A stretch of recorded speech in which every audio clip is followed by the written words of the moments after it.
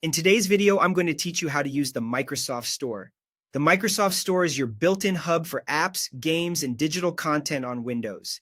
By the end of this walkthrough, you'll know how to open the store, sign in, find what you need, install or purchase items, and keep everything up to date.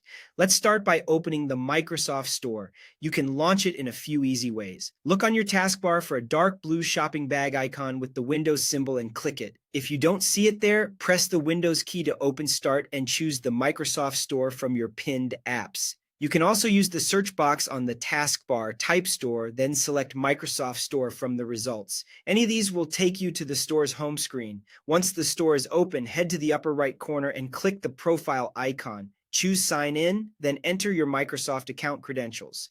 You can use a personal, work, or school account. If you don't have one yet, select Create One to set up an account for free. Signing in is important because it syncs your purchases, enables easy reinstallation on other devices, and helps the store keep your apps updated. To find software quickly, use the search bar at the top and type a specific app name or a few keywords. You'll see results with ratings, categories, and the publisher listed.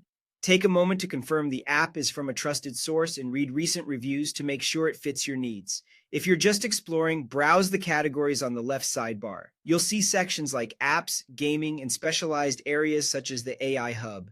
These tabs surface curated collections and make it easy to filter by purpose, like productivity or entertainment. When you find something you want, open its details page and click Get or Install to start the download.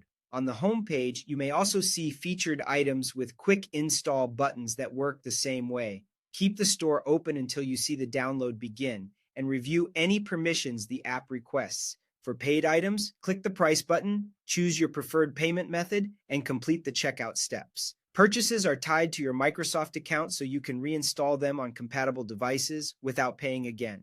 To manage what you own, click the library icon at the bottom left of the sidebar. Here you'll see your full history of digital downloads across devices.